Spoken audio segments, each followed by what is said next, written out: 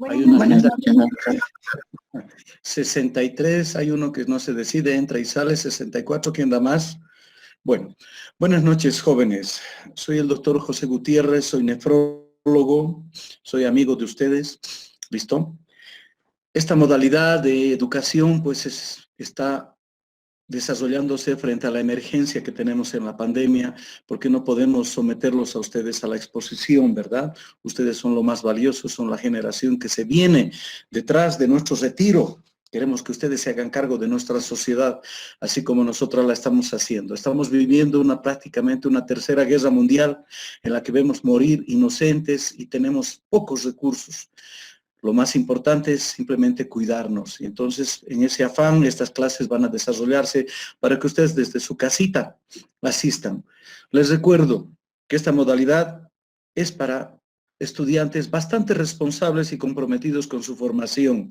Ustedes deben cumplir con la parte teórica que caracteriza a un médico. Ustedes deben cumplir con la autoformación que debe tener todo profesional médico y eso representa más del 85% del aprendizaje. El restante 15% es la práctica, es el contacto y muchas cosas. ¿Listo? Ustedes con un solo dedo tienen acceso a las bibliotecas del mundo en medicina, pueden leer los últimos artículos. La pandemia ha permitido abrir bibliotecas de forma gratuita para ustedes, así que los ociosos no van a sobrevivir a la pandemia, chicos. Así que las clases son bastante reducidas para demostrarles prácticamente una clase completa necesitaremos casi 2 horas y eso es agotador para el que habla y para el que escucha. ¿Listo? Por tanto, vamos a dar una pincelada de todos los temas y el compromiso de ustedes de preparar el siguiente tema y de preguntar cosas objetivas que les permitan completar o cerrar el conocimiento de ustedes. ¿Listo? Les pido que nada de anotar. Bueno, la grabación va a estar, que les va a servir de una referencia. Agradezco a Melissa el apoyo que nos da para estar juntos. Listo, a Melissa en su correo se le ha mandado la parte teórica que me compete a mí y que es simplemente un marco de referencia para ustedes. Su libro de referencia siempre va a ser Nefrología Clínica de Avendaño. Está gratuitamente en el sistema internet para todos ustedes. Es un poquito largo, pero es el libro más académico para que ustedes aprendan nefrología clínica. Está básicamente escrita para los estudiantes. Así que, chicos, hoy vamos a empezar glomerulopatías, ¿sí? Glomerulopatías para entender cuáles son las afectaciones que determinan en nuestros riñones y cuáles son las consecuencias. ¿Listo? Las glomerulopatías todas son enfermedades muy recientemente y en actual estudio todavía. ¿Listo? Fundamental es que ustedes sepan que del 99% de las glomerulopatías nunca vamos a determinar la etiología, nunca vamos a saber qué ha generado el daño inflamatorio. Las más de las veces y las más conocidas son resultado de nuestra inflamación, es decir, el efecto secundario o la prolongación de la inflamación, la que va a ocasionar y condicionar daños irreversibles en nuestras unidades funcionales. ¿Listo? Ustedes saben que el coronavirus incendia o activa todas las alarmas de nuestra inmunidad y es nuestra inmunidad la que está dañando y matando órganos nobles como son el parénquima pulmonar y también se sufre de lesiones glomerulares relacionadas con la infección del coronavirus. ¿Listo? Cuando se ha producido el daño irreversible en riñones o en pulmones, el virus ya no está presente. Está presente la inflamación que ha sido despertada inusitadamente, exageradamente, incomprensiblemente, dañando vasos sanguíneos, intersticio y membrana basal glomerular. ¿Listo? Entonces, los mecanismos más conocidos son los relacionados con la inmunidad, con sus efectos colaterales, secundarios o el desarrollo de una enfermedad que se llama autoinmune con la formación de autoanticuerpos contra alguno de los componentes de nuestros riñones. ¿Listo? Toquen el timbre si tienen la necesidad de preguntar algo. Esta es una conversación en la que ustedes deben participar más que yo. ¿Listo? Vamos a repasarles un poquito la anatomía del ovillo glomerular. Acuérdense que la unidad funcional se llama nefrona, ¿listo?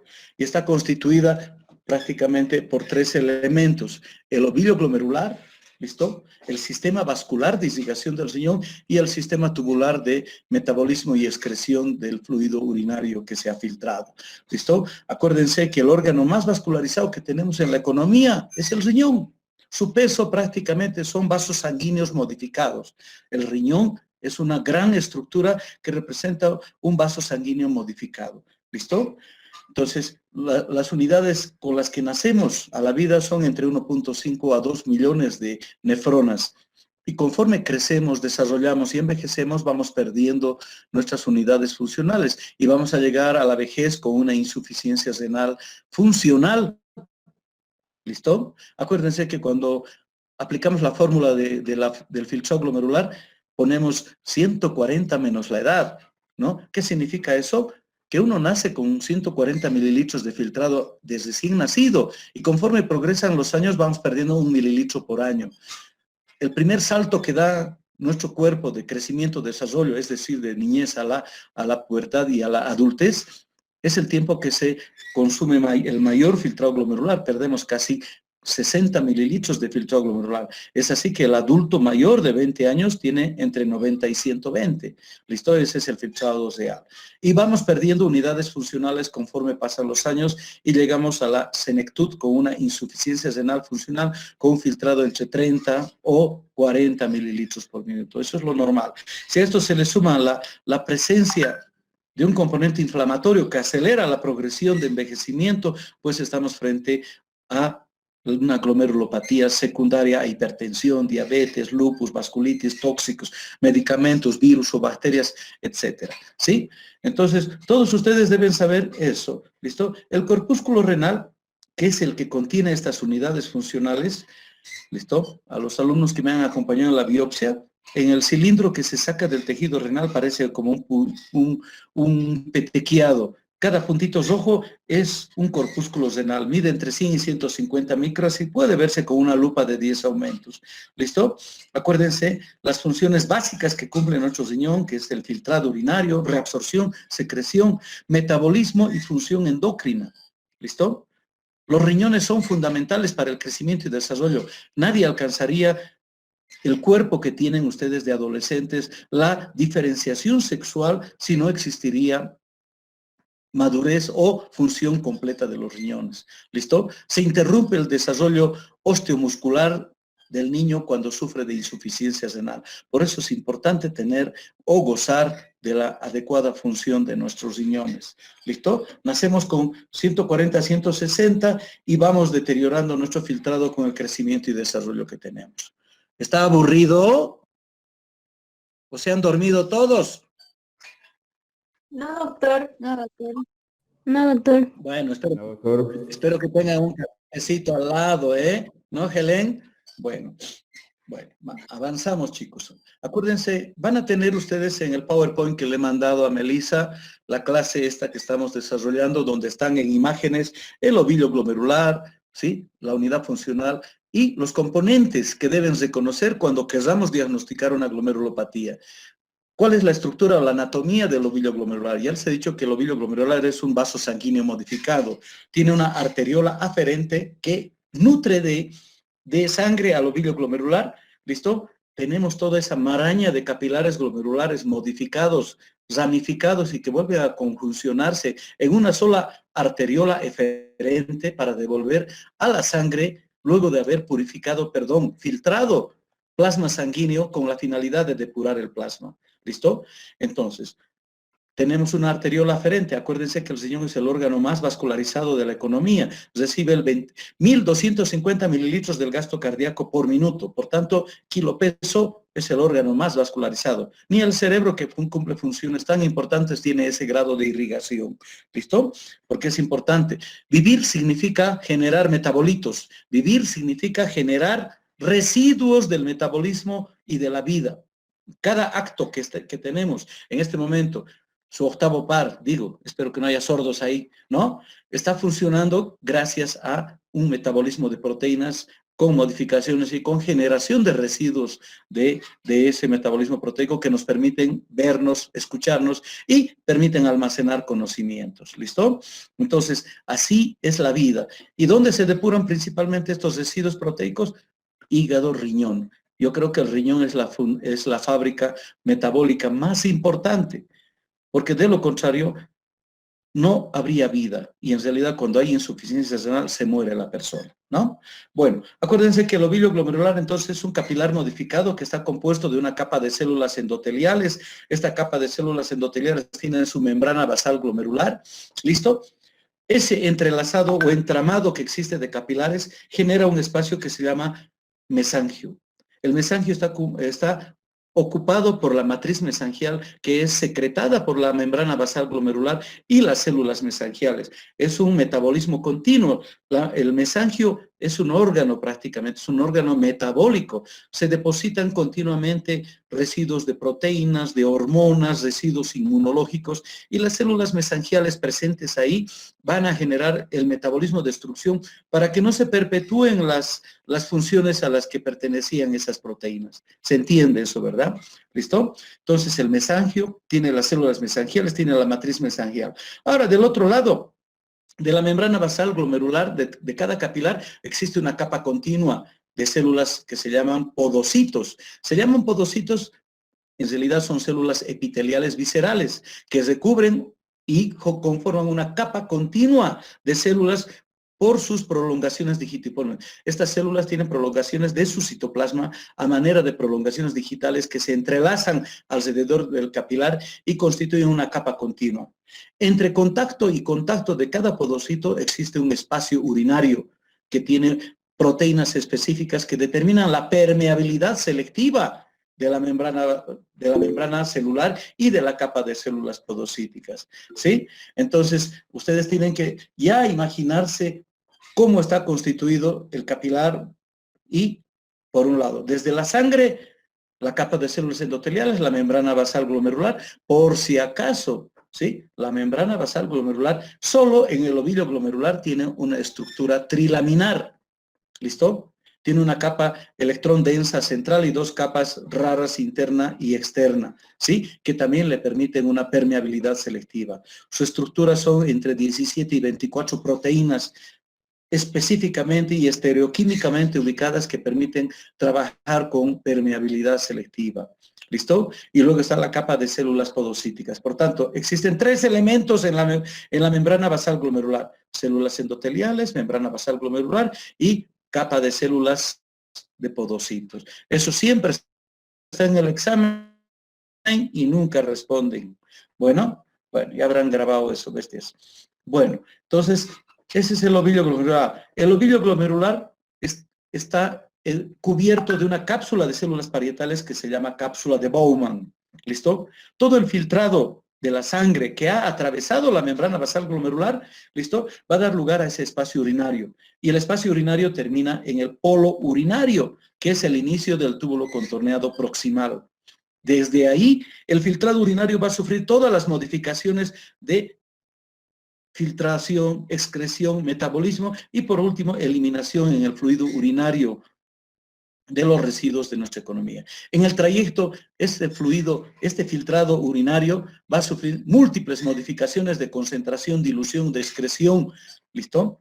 Ustedes saben que cada acto o cada movimiento o cada información de las células genera ácidos. Los ácidos son el principal residuo del catabolismo proteico y estos ácidos solo se eliminan por riñón y por una función que se llama amoniogénesis. Por cada ácido que se excreta en el túbulo distal, se va a regenerar una molécula de bicarbonato. Y gracias a ese fenómeno, nuestro pH está a 740, ¿no? Imagínense que con una sobrecarga de alimentos entráramos en un estado de acidemia o en un estado de deshidratación, entramos en un estado de alcalemia, nos moriríamos. ¿Listo? Por la sobrecarga de alimentos sufriríamos una marea alcalina y entraríamos en coma. No. Gracias a la función de los riñones, nuestro pH se mantiene estable y, por tanto, podemos mantener nuestras funciones vitales siempre continuas, ¿no? Acuérdense del aparato yuxtaglomerular. En la porción Doctor, distal del túbulo, perdón, la porción... Disculpe, Hola, doctor, hola. buenos días. Las diapositivas no se ven, no está compartiendo. No sé si es el diseño de la clase o se olvidó compartir las diapositivas. No, le he mandado en un archivo a Melissa, se los va a pasar a ustedes. No tengo la habilidad para poner las dispositivas. Si alguien me dice, lo tengo en el archivo acá. ¿Listo? Está bien, doctor. Gracias. Melissa, ¿puedes subir el PowerPoint para que vean tus compañeros? Es un poco pesadito, les diré. ¿Sí? Pero lo van a tener todos ustedes. ¿Se puede, Meli? Sí, sí, doctor, ya se los he mandado al grupo de WhatsApp para que lo vean las diapositivas. Ya. Ok. ¿Tú tienes la capacidad como para subirlo acá a la clase, Meli? Mi laptop no da, se duerme. Creo que se refiere a que presentes las diapos, Melissa. Sí. Alguien que tenga una laptop un poquito más rápida. ¿Alguno de ustedes ha subido ya? A ver, ¿puede? Yo no voy a tener que poner pantalla. Bueno, después si alguien me da instrucciones para ese recurso, mañana lo vamos a utilizar ese recurso, chicos. ¿Ok? Bueno, entonces les decía el aparato yuxtaglomerular también, que es un órgano que deben tenerlo en cuenta, ¿listo? En la anatomía. Bueno, por tinciones especiales podemos reconocer estas células. Ahora, viendo el túbulo contorneado proximal, ¿listo? Acuérdense que son células cúbicas y con un epitelio ciliado hacia la luz tubular, ¿listo? Eso obedece a que se necesita una superficie de intercambio, una superficie de absorción extendida, ¿listo? Gracias a eso se cumple la función de reabsorción de todos los nutrientes que no necesitan perderse por el paso tubular. Así se reabsorben albúmina, glucosa, electrolitos, casi la totalidad del sodio se reabsorbe en el túbulo contorneado proximal. Pasa el filtrado urinario hacia el asa de Henle, es la zona de mayor concentración. Ahí se reabsorbe activamente el agua y se llega a la máxima concentración de hasta 600 miliosmoles en el fondo medular del asa de Henle. ¿Listo? Y posteriormente viene el túbulo contorneado distal, que es blanco del estado hemodinámico que tenemos. ¿Ya? Dale, bien. Pásalo, por favor. Gracias, Gary. Pasa, calabaza. Bueno, esos son los riñoncitos normales, ¿ya? Bueno, en la próxima quédate. Gracias, ahí está. Bueno, ahí quédate. Ahí ustedes pueden ver a la izquierda es el ovillo glomerular. Ahí se distingue muy claramente el polo vascular. Se ve el ovillo glomerular, se ven las células mensajeras. Todo lo que se ve resaltado gris o azul son núcleos. Y por las características nucleares se pueden reconocer a las células endoteliales que están en la luz de cada capilar. ¿Listo? Y se pueden reconocer a las células epiteliales que están por fuera de cada capilar. ¿Listo? Obviamente que con la microscopía óptica no vemos las prolongaciones o pedicelos, pero sí podemos ver las características normales. ¿Listo? La imagen del medio son las células del túbulo contorneado proximal. Fíjense en el centro prácticamente de la imagen superior, se puede ver el epitelio cilíndrico, ciliado que tienen las células tubulares. ¿Listo? Luego la imagen del centro es la porción descendente del asa de Henle y la porción ascendente al final, ¿no? Y el túbulo contorneado distal está a la derecha, ¿listo? Entonces esas son las estructuras, cada una con una función diferente. La próxima, Gary, por favor. Gracias. Bueno, luego de tinciones especiales nosotros podemos reconocer, fíjense la imagen en blanco y negro, esa es microscopía electrónica, ¿listo? El núcleo que protruye hacia la luz capilar es una célula endotelial, ¿ya? Pueden ustedes fácilmente ver debajo de la capa de células endoteliales la membrana basal glomerular, que no se distinguen las tres láminas ahí, pero ese espesor está constituido por tres láminas, una rara central y dos raras externas. Y luego se ve el núcleo de una célula mesangial, ¿listo? Luego por fuera de la membrana basal glomerular se ven las prolongaciones digitiformes de las células viscerales de la capa de Bowman o podocitos, ¿no? Fíjense que hay una continuidad en todos ellos. La imagen en la que se ven con marcada de circunferencias se llaman segmentos glomerulares. ¿Listo? ¿Para qué sirven los segmentos glomerulares? En cada segmento glomerular que tiene un origen vascular ahí al centro de ese ovillo glomerular, se puede encontrar un número casi constante de núcleos de células mesangiales, una cantidad constante de células endoteliales que nos hablan de normalidad o ausencia de inflamación. ¿Listo? En cada segmento se pueden contar entre 7 y 12 células endoteliales, se pueden contar no más de 10 células mesangiales. Bueno, es difícil reconocer en la microscopía óptica las células, los podocitos, pero ese es el número que nos permite hablar de proliferación mesangial o proliferación endocapilar. ¿Listo? Ahora en la imagen que está abajo se puede reconocer a los glóbulos rojos dentro de la luz capilar. Fíjense lo tenue que es la membrana basal glomerular con microscopía óptica, y ahí está incluido la capa de células endoteliales, ¿listo? La membrana basal glomerular. En una de las flechitas que indica, se ve el núcleo del podocito. Prácticamente son dos núcleos que se ven juntos ahí en esa flechita que indica. Así se ven las células podocíticas. Y se puede apreciar la matriz mesangial, que es todo lo celeste que está entre capilar y capilar. ¿Listo? Entonces ese es un ovillo, eso es un ovillo glomerular normal. La próxima, por favor.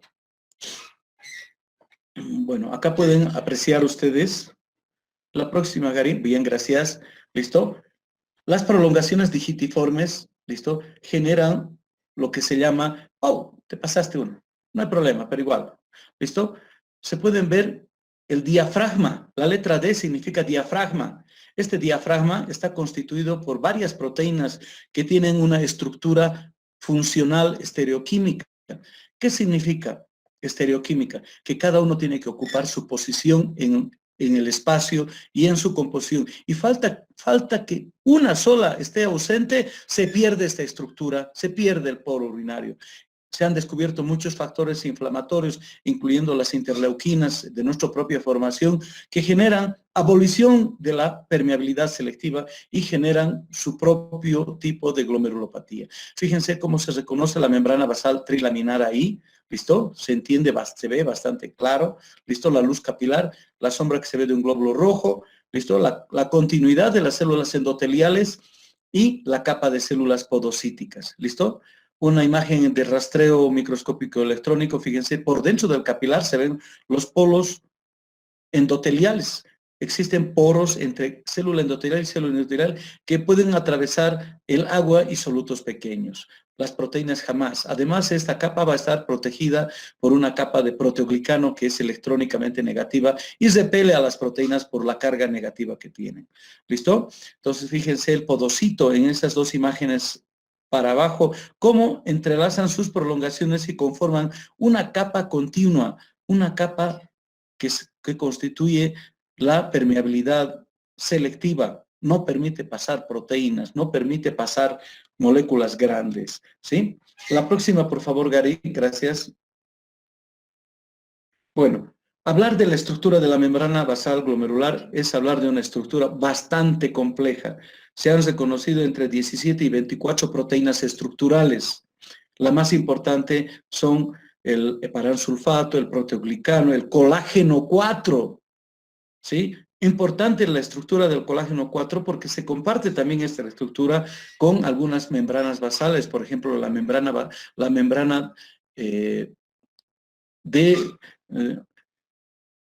membrana de intercambio gaseoso a nivel de los alvéolos pulmonares, ¿listo? Y esta proteína también es estructural en el oído interno y en algunas estructuras neurológicas, que cuando veamos una enfermedad autoinmune que afecte pulmón y riñón, vamos a ver que básicamente se han formado anticuerpos contra componentes del colágeno 4 y por eso se daña la membrana alveolar y se daña la membrana glomerular. ¿Listo? Entonces, acuerda la estructura trilaminar, que el colágeno tipo 4 y el colágeno 5 y la laminina, entactina y el heparansulfato son sus estructuras que componen muchísimo más importantes. ¿Listo? En la parte inferior se ve un poquito de la estructura del polo urinario. Bueno, acá se ven pocas proteínas que se han reconocido. En otra imagen vamos a ver que... Pasamos a la próxima, por favor, Gary. ¿Ya? Entonces, miren, esta es la estructura tan compleja del polo urinario, del diafragma del polo urinario. está compuesta por un complejo de proteínas que falta que una no esté en posición y no existe la función de permeabilidad selectiva. Imagínense, 180 litros por día pasan por de sangre pasan por nuestros riñones y atraviesan esta membrana para que nosotros nos encontremos clínicamente sanos, no tengamos ningún trastorno metabólico, ¿no? Entonces, acá está en contacto con mediadores inflamatorios, restos de bacterias, virus, etcétera. ¿Listo? Y van a ser sometidos al efecto de la inflamación sostenida y van a modificar su estructura y son el principio del daño estructural que pueda sufrir la membrana basal glomerular y el polo urinario. La principal característica de las glomerulonefritis es la pérdida de la permeabilidad selectiva. ¿Ya? Cuando han visto ustedes exámenes complementarios, han visto que en una orina de 24 horas nunca va a existir más allá de 300 miligramos de proteínas en orina de 24 horas. El daño a esta estructura que se llama membrana basal glomerular va a permitir que pasen las proteínas. Por encima de 300 es patológica la pérdida y traduce algún daño estructural o funcional. Estructural, les digo, cuando se haya dañado, se haya perforado la membrana basal glomerular, se haya destruido a las células endoteliales o se haya dañado a las células podocíticas, ¿listo? Con la formación de anticuerpos y con el intercambio de un tejido noble por un tejido cicatricial. Ese es un daño anatómico. En cambio, el daño funcional acontece, como vamos a ver en la glomerulonefritis de cambios mínimos, en la que simplemente se pierden esas estructuras funcionales mientras exista la inflamación. Es decir, se borran los podocitos, se borran las prolongaciones de cada podocito y se produce el paso de proteínas hacia la orina en grandes cantidades. ¿Listo? Entonces, es acá donde se produce. Por eso que la mayor parte de las glomerulopatías se llaman podocitopatías para los patólogos que estudian simplemente la membrana basal glomerular. Es un tema y un capítulo de patología bastante interesante de la medicina y de la nefrología. La próxima, por favor, Gary. Hasta acá queda claro, ¿no? Es la anatomía que ustedes ya debían haber dominado, ¿no? Bueno, entonces, acuérdense que glomerulonefritis no es nada más que una enfermedad inflamatoria del tejido noble renal, en este caso, de la nefrona. Nefronitis debería ser, ¿no? Pero en realidad no hay una traducción adecuada. En el inglés, la nefritis significa lo mismo que la glomerulonefritis, ¿listo?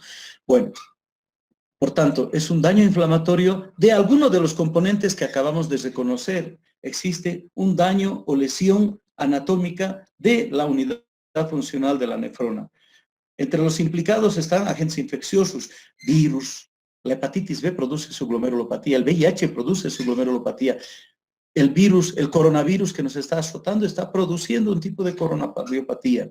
¿Listo?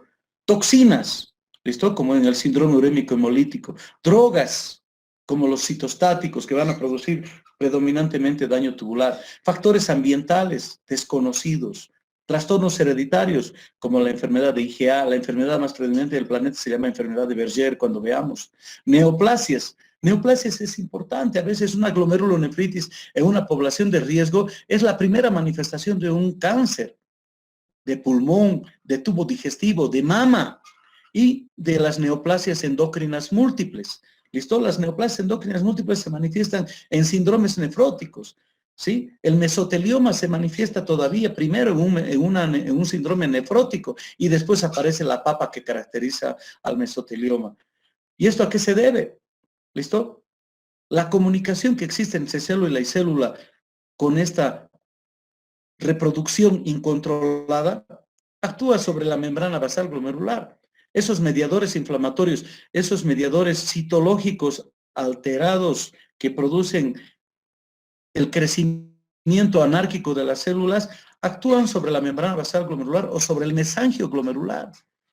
La glomerulonefritis membranosa en alguien que tiene más de 65 años, tabaquista, obeso, con dislipidemia, ¿listo? Se convierte en una manifestación preneoplásica. Le diagnosticamos a alguien una glomerulonefritis membranosa, hay que estar preparados para diagnosticarle una leucemia, un linfoma, un mesotelioma, ¿listo? Son las primeras manifestaciones y después aparece establecida la neoplasia. ¿Listo? Entonces, se establece que existe glomerulonefritis con la participación de la inflamación, tanto humoral como celular. ¿Listo? La participación humoral, pues se van a formar autoanticuerpos contra algún componente del ovillo glomerular. Se van a formar complejos inmunes que se han formado a distancia, como es el caso del estreptococo, por ejemplo, cuando veamos glomerulonefritis postestreptocócica, a nivel de la garganta por la faringitis o a nivel de la piel por la dermatitis estreptocócica se forman complejos inmunes y estos se van a depositar a nivel mesangial y por debajo de la membrana basal y van a generar cambios en la permeabilidad glomerular. Se pueden formar anticuerpos contra componentes de la membrana basal glomerular, como es el caso de la enfermedad antimembrana basal, ¿sí? Que produce el Goodpasture, por ejemplo. Es la enfermedad riñón-pulmón porque se han formado anticuerpos contra componentes de la membrana basal glomerular y la membrana alveolar, que son parecidas en el componente de colágeno 4. ¿Listo? El complemento, que es nuestro principal sistema de defensa de cualquier inflamación, de cualquier infección, de cualquier presencia de proteínas extrañas, se convierte en un efecto citotóxico.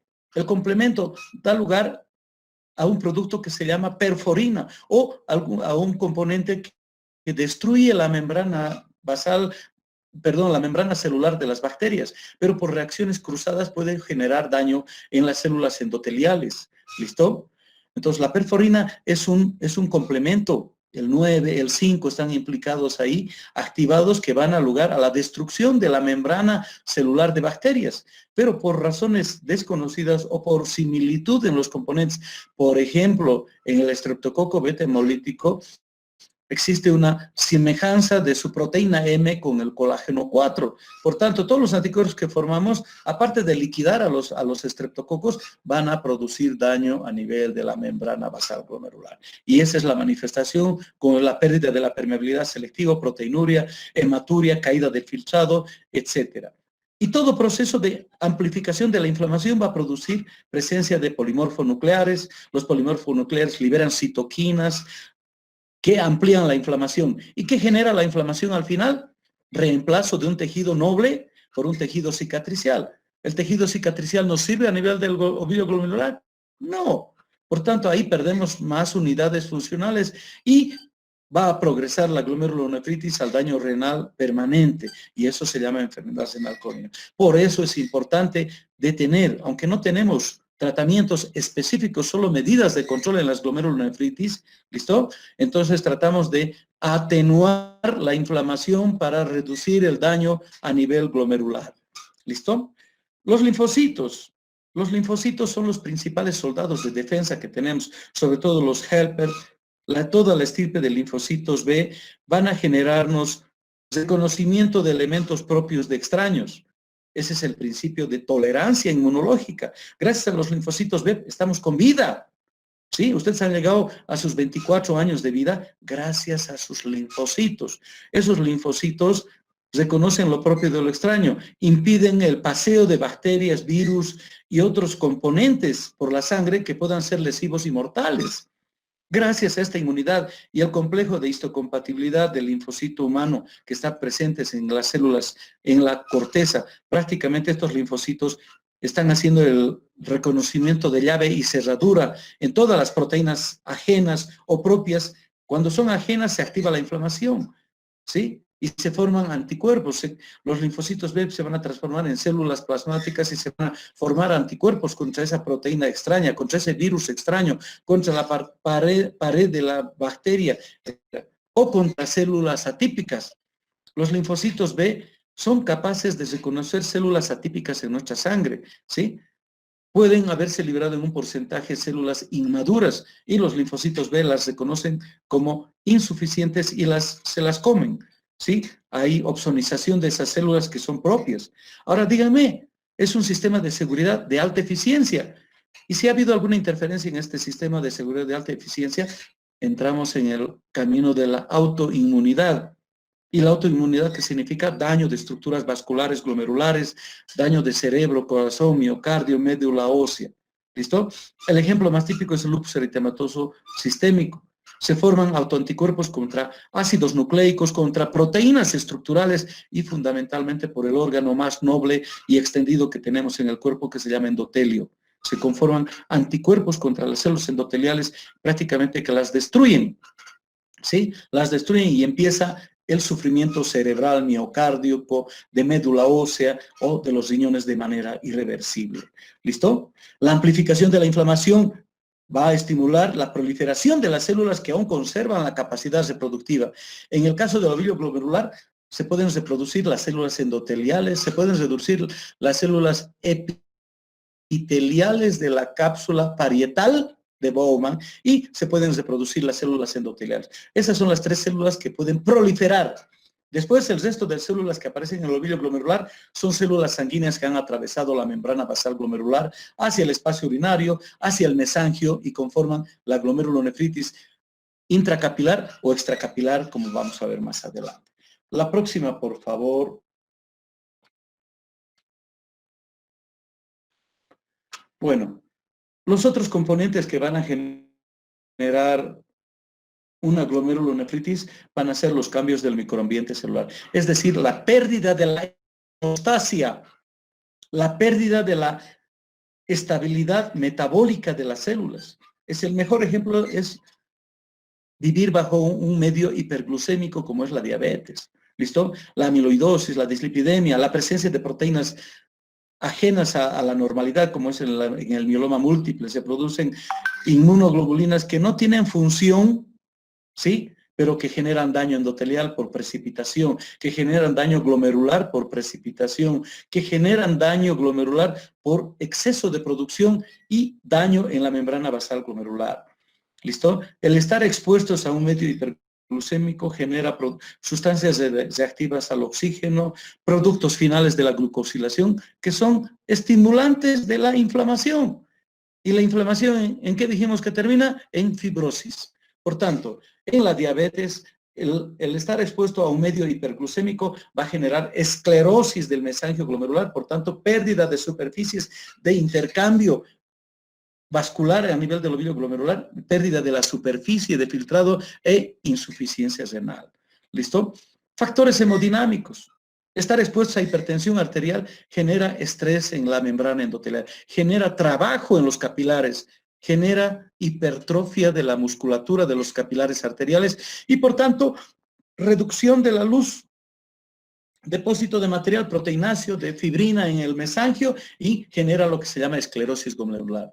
La exposición crónica a la hipoxia, el paciente respiratorio crónico va a generar cambios, proliferación de células mesangiales, engrosamiento miointimal de las arterias, ¿no? Y van a generar esclerosis glomerular.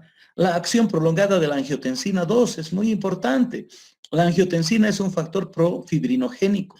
¿Listo? Es decir, que favorece la esclerosis de los capilares glomerulares. Por tanto, combatir la angiotensina 2 forma parte de la terapéutica de la glomerulonefritis. ¿Listo? Se van a expresar factores de crecimiento, como el factor de crecimiento beta. ¿Listo? La hipoxia va a generar formación de interleuquina 1 y interleuquina 8, productos finales de la glucosilación, y todos estos generan fibrosis. ¿Listo? Por tanto, es una secuencia de eventos que van a llevar a la pérdida del tejido noble glomerular. Sustancias tóxicas como el cadmio, el mercurio, citostáticos, el veneno de serpientes, el estreptococo, el síndrome urémico hemolítico, la hepatitis B, C, el HIV y ahora el COVID, ¿no? Actúan sobre la síntesis de ácidos nucleicos y condicionan necrosis y apoptosis celular y pérdida de células nobles del ovillo glomerular.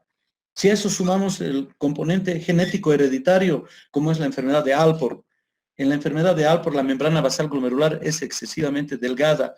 Existe un fenómeno de pérdida de proteínas, existe un déficit de glucosilación de proteínas a nivel tubular y el paciente secreta proteínas a nivel tubular. Se acompaña también de una inmadurez neurológica, es decir, un adulto con Alport tiene algunos defectos neurológicos, sordera, alteraciones neurológicas periféricas, etc. La enfermedad de Fabry también. Existe un déficit enzimático de ultraestructura que van a generar depósitos de muchas otras sustancias que alteran la formación tubular sobre todo. ¿Sí? Bueno. La próxima gráfica, por favor. Gracias, Gary. Bueno, todas estas alteraciones inflamatorias, tóxicas, bacterianas y hereditarias van a generar alteraciones de la función, alteraciones en la reproducción, ¿sí? Y van a manifestarse fundamentalmente por proteinuria, hematuria y pérdida del filtrado glomerular. ¿Siempre va a existir algún factor desencadenante? Sí. ¿Listo? ¿Listo? Existe un factor, en el caso, por ejemplo, del estreptococo beta hemolítico, solo van a enfermar personas que no hayan estado en contacto con el estreptococo beta hemolítico. La persona que ya tiene ASTO positivo, tiene anticuerpos antiestreptolicina O, esa persona no va a ser glomerulonefritis. Por tanto, por ejemplo, en la glomerulonefritis postestreptocócica es una enfermedad del tercer mundo, de países en desarrollo. Gente que viene de Europa a Bolivia se infecta con el estreptococo y hace glomerulonefritis. En cambio, nosotros ya tenemos contacto, creo que desde que nacemos, y la frecuencia de glomerulonefritis postestreptocócica es estacional. Cuando el niño entra en contacto con más niños, y eso es cuando empieza el jardín. Esos niños, empieza el jardín, a los 30 días, 20 días ya llueven los niños edematizados con hematuria fundamentalmente. O cuando empiezan la escuela, o cuando termina la vacación invernal y regresan, muy bien. Cambio estacional y contacto con la comunidad. ¿Listo? Entonces siempre hay algún factor así. ¿Listo? Entonces puede haber un factor desencadenante para la inflamación. ¿Listo? La inflamación se va a mantener y se va a ampliar. ¿Listo? Va a haber proliferación celular. Ya les he hablado que células se reproducen frente a un estímulo inflamatorio y se va a depositar material inflamatorio que va a generar fibrosis, ¿no? Se van a producir lesión de células glomerulares. ¿Listo? Entonces, la glomerulonefritis tiene un camino, resolución. La enfermedad de cambios mínimos, que es la que predomina en la población pediátrica, no necesita tratamiento. Solamente el 15% de los casos llegan a internación por anasarca o complicaciones infecciosas. El 85% cura espontáneamente. ¿Por qué? Porque a ninguna mamá le va a llamar la atención verle un poquito cachetón a su hijo, hinchadito, y ver una orina turbia. Ojalá todos tuviéramos la educación y la alarma para traer a esos niños en ese nivel. ¿Listo? Entonces, cursa hacia una recuperación completa. ¿Sí? ¿Y cuándo vamos a pensar que va a llegar a nuestra consulta? Cuando hay progresión del daño. Es decir, no solo es proteinuria, no solo es hematuria, que no producen manifestaciones clínicas aparte del edema, sino va a haber hiperosmia, es decir, caída del filtrado glomerular. Y cuando hay pérdida de la función renal, ¿listo? Fundamentalmente son esas las razones por las que vamos a llegar. Entonces, esa evolución es particular para cada una de las glomerulopatías. Cada una tiene una evolución particular y cada una requiere de una consideración importante. ¿Listo? Por tanto, la importancia de estudiar glomerulonefritis es que la mayoría de estas formas desarrollan enfermedad renal crónica. Y la insuficiencia renal crónica está dentro de las enfermedades no transmisibles que está diezmando al mundo antes del COVID. Bueno, es importante que se conozca dos tipos de glomerulonefritis, primaria y secundaria. En la glomerulonefritis primaria es solo el riñón el que está enfermo, no hay... Van a haber síntomas cuando el riñón deje de funcionar, eso sí, pero es una glomerulonefritis primaria cuando no se reconoce autoinmunidad y no se reconoce lesión de otros órganos. ¿Listo? Está circunscrita al riñón. En cambio, la glomerulonefritis secundaria reconoce necesariamente una enfermedad sistémica, como la vasculitis, el lupus, la hipertensión arterial o la diabetes. ¿Sí? Bueno, la próxima, por favor. Bueno, esto es un poco para repetir los mecanismos que hemos reconocido al inicio. Depósito de anticuerpos formados a distancia, formación de anticuerpos contra proteínas estructurales, el anticuerpo antimembrana basal, que es contra el colágeno 4 en el gut pasture, por ejemplo, ¿sí? Formación de anticuerpos circulantes en el lupus, la IgA, la membranosa, la postestreptocócica, ¿sí? O atrapamiento de antígenos y formación secundaria de anticuerpos como el lupus, la membranosa, etc. ¿Listo? Siempre va a haber activación del complemento, amplificación de la inflamación, ¿sí? Eventualmente estos inmunocomplejos en una fase inicial pueden ser aclarados y desaparecer en el mesangio. Ya les he hablado de la función metabólica que tiene el mesangio de depurar de estas proteínas inflamatorias para evitar la prolongación de los efectos, ¿no? Bueno, acuérdense los linfocitos T, los linfocitos helper, los linfocitos B, ¿listo? Están implicados con sus funciones y en una función anómala que es la formación de autoanticuerpos. ¿Listo? Toda lesión siempre va a estar acompañada de producción de citoquinas, formación de matriz celular, depósito de fibrinógeno, colágeno y pérdida de la función celular. La próxima, por favor, Gary.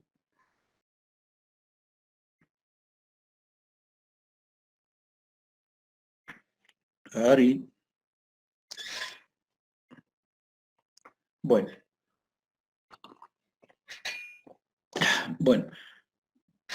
Se han reconocido muchos factores en el curso de las infecciones, ¿sí? El factor nefritogénico, por ejemplo, el ANCA, que son anticuerpos formados contra los corpúsculos del citoplasma de neutrófilos, la verotoxina en el síndrome urémico hemolítico, los cambios en el microambiente, en la diabetes, los productos finales de la glucosilación, la dislipidemia, el depósito de sustancia amiloide, la formación de cadenas livianas en el mieloma, etcétera. ¿Listo? Los factores hemodinámicos, la hipertensión arterial, la hipoxia, la obesidad, ¿sí? La obesidad genera su propia glomerulopatía, así que tenemos que tenerla muy en cuenta. ¿Listo? Y los factores de inflamación implicados en la glomerulonefritis son el factor de crecimiento beta 1, las interleuquinas, todo el sistema interleuquina que genera una apoptosis, el factor de necrosis tumoral alfa, ¿sí? Fundamentalmente. Existen también interleuquinas beneficiosas para que se están usando actualmente para combatir el daño permanente en la glomerulonefritis, son la interleuquina 4, la interleuquina 10 y la interleuquina 13, que son antiinflamatorias per se. ¿Listo? Y los tóxicos, la verotoxina, la citostax, la hepatitis B, el citomegalovirus, el VIH y otros, ¿no? Bacterias como la Escherichia coli enterohemoságica, ¿listo? Y los virus ya mencionados, ¿listo? Y las enfermedades en las que hay un componente heredofamiliar que van a generar la glomerulonefritis y los cambios estructurales, ¿listo? Bueno, acuérdense que siempre existe una evolución, un desencadenamiento con una lesión indirecta, ampliación de la lesión que puede llevarse a la resolución o a la cronicidad. ¿Listo? La próxima, por favor, Gary. Bueno, la ampliación del daño siempre va a ser por actividad de los leucocitos, activación del complemento, eicosanoides, factores activador de plaquetas, quimiosinas, activación de las famosas integrinas, que no son más que sustancias que producen cementos celulares, es decir, reemplazan a las células nobles por fibrinógeno o colágeno 4. Expansión de la matriz mesangial por proliferación de las células mesangiales. Se producirá la resolución con un remodelamiento de la matriz extracelular con expresión de las interleuquinas antiinflamatorias, ¿no? Y también se van a producir factores de coagulación que agravan la historia, ¿no? La participación de los factores de coagulación, el anticoagulante lúpico, ¿sí? La fosfolipasa A2, ¿no? Que son factores trombogénicos, es decir, generan agregación plaquetaria y formación de fibrinógeno, agregación de fibrinógeno, sellando la luz de los capilares y prácticamente dando el adiós a la unidad funcional que es el ovillo glomerular. ¿Listo? Hablamos de umbral de daño, que es el tiempo de diagnóstico que tenemos y de participación terapéutica. Ya les he dicho que las glomerulonefritis no tienen tratamiento, no existe ninguna que tenga tratamiento. Solamente reducimos la inflamación para evitar mayor daño glomerular. ¿Listo? Entonces el umbral de daño va a ser cuán precoz seamos en detectar las manifestaciones clínicas y verificarlas con evidencia a través de una biopsia renal. Detectar si todavía podemos cambiar el curso de la inflamación, ¿no? Cuando veamos glomerulopatías extracapilares, vamos a ver que las semilunas que se forman en el espacio celular, en el espacio de Bowman, cuando están en fase celular inflamatoria reciente, 40% de posibilidad de frenar y de recuperación del filtrado. Pero si encontramos en una fase fibrosa o fibrocelular, solamente 5% de posibilidad de interferir, de cambiar el curso de estas glomerulopatías, ¿no? Entonces, la glomerulonefritis está en una progresión hacia la fibrosis, cuando hay persistencia de la causa o cuando fallan los mecanismos de separación y cuando predominan los factores que más daño producen, la angiotensina y la endotelina. La endotelina produce vasoconstricción y sin irrigación sanguínea pues no hay deposición, no hay degeneración. ¿Listo? Más allá del daño glomerular, se produce también el daño vascular y túbulo intersticial y representan lesiones de mayor pronóstico, de mal pronóstico. Cuando existen lesiones vasculares que sean por trombosis, que sean por vasculitis. Vasculitis implica formación de un tejido inflamatorio que va colapsando la luz del capilar. ¿Listo? La infiltración y formación de células gigantes alrededor del capilar colapsa la luz del capilar y por tanto se produce necrosis distal del tejido renal. ¿Listo? Son de peor pronóstico las alteraciones de vasos sanguíneos y capilares. Disculpen.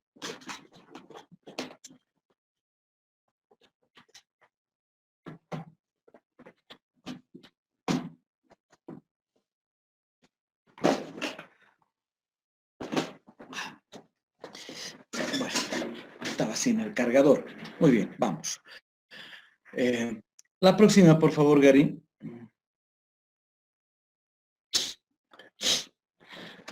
Todo este complejo inflamatorio que daña de manera irreversible a la unidad funcional, a la nefrona, ¿listo? Tiene manifestaciones clínicas y así clínicamente podemos decir que se manifiesta como un síndrome nefrótico. Síndrome nefrótico puro, vamos a ver que solo existe proteinuria, hipoalbuminemia y dislipidemia. No existe caída de filtro glomerular.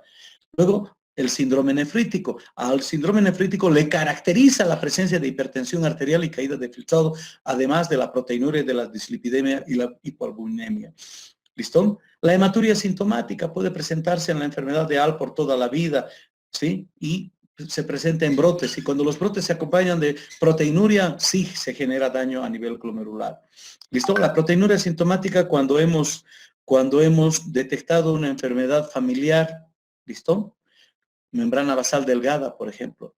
El síndrome vasculítico, acá esto es más complicado y más severo. No solo tiene caída de filtrado, proteinuria, conlleva formación de autoanticuerpos. Acá se van a manifestar los ANCAs, ANCA-P, ANCA-C, antimembrana basal. Si la lesión está solamente referida al riñón, será una glomerulonefritis rápidamente progresiva renal. En cambio, si existen manifestaciones pulmonares, será un Goodpasture, será un Wegener, etc. ¿Listo? Y el síndrome de insuficiencia renal crónica, es decir, que la persona va a desarrollar insuficiencia renal crónica sin haber siquiera dado manifestaciones de un síndrome nefrótico, nefrítico y punto. El ovillo glomerular está ocupado por tejido cicatricial. ¿Listo? Esos son los síndromes clínicos con los que se va a presentar una glomerulonefritis. La evolución clínica, por el tiempo, se caracteriza de una glomerulonefritis aguda. Ahí está el síndrome nefrítico, que en muy pocos días, cuando una glomerulonefritis postreptocócica se presenta en un adulto mayor, la presentación es abrupta, catastrófica. En 72 horas el paciente está en terapia intensiva con un edema agudo de pulmón, con un tercer espacio forzado de ascitis, edema o derrame pleural. En cambio, los niños no. Solamente el 15% de los niños podemos verlos en una glomerulonefritis aguda con un síndrome nefrítico postreptocócico. ¿Listo? La glomerulonefritis rápidamente progresiva, como su nombre dice, en pocos días, pocas semanas, un mes o dos, el paciente ha perdido la función de sus riñones. ¿Listo? Y la característica anatomopatológica de la glomerulonefritis rápidamente progresiva es la presencia de proliferación extracapilar. En el espacio de Bowman hay células de la capa podocítica parietal, células sanguíneas, polimorfo nuclear, linfocitos, todo esto que al liberar sus quimiosinas, al liberar la activación de fibroblastos, van a formar un tejido que es de fibrosis, ¿sí? Y las glomerulonefritis crónicas que han evolucionado a un daño ya prácticamente irreversible y que no requiere tratamiento. Muy bien, agotados, ¿no? Están sudando la gota gorda. Muy bien, chicos. Mañana vamos a empezar con cambios mínimos. Vamos a tratar de hacer 2 glomerulopatías por clase. ¿Listo? Les pido, necesito de la participación de ustedes. Quiero que lean antes de participar acá, jóvenes. ¿Listo? ¿Qué preguntas tienen hasta este momento? Y quiero que mañana tengan todos ya disponible el archivo del PowerPoint. Les voy a seguir agregando esto a través de Meli.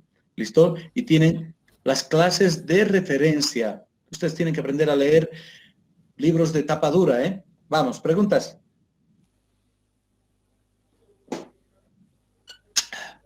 Abrimos el chat a ver qué preguntan. No se ven sus diapos, doctor, a la pepa. No se ven las diapos. ¿No se ha visto? Gary, ¿qué has hecho?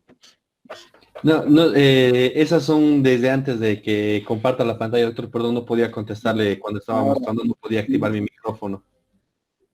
¿Qué botón apretas para subir las diapositivas, Gary? En la parte de abajo, Ya. cuando muevo el mouse sobre, sobre las partes de los chats, hay una opción que dice presentar ahora. Es un cuadradito y tiene una flecha hacia arriba. Ya. Ahí Bien. entra Toda y la ahí pantalla debe está entrar, la ya. opción de mostrar la pantalla completa, una sola ventana Ya. o una pestaña de Chrome. Entonces usted selecciona una pantalla completa Ya. y se va al PowerPoint y lo pone a presentar y ahí lo puede usar. Para ustedes, para que ustedes vean es pantalla completa entonces. Sí, ¿Sí? sí, sí. Excelente, gracias. Gracias, Gary, mil disculpas. Toda No la se pantalla entonces mañana. ¿Ya? ¿Qué preguntas más hay? Están roncando, ¿no? Infames, miren, se han ido 6. Eran 63, ahora están 47. Infames. Meli, has hecho un print de la asistencia, ¿no? Eso vamos a presentar al departamento. Bueno, mañana vamos a hacer cambios mínimos y esclerosis focal y segmentaria. Lean, por favor, les ruego, ¿ya? ¿Listo? ¿No hay preguntas, infames? Esta vez no, Doc. Para mañana. Bueno, pásense las clases, por favor, les ruego, ¿ya? Participen. No quiero aburridos. Un abrazo, cuídense, manténganse aislados y amen a sus hijos, ¿ya? Hasta mañana. Hasta mañana, doctor. Mañana, Gracias, doctor. mañana.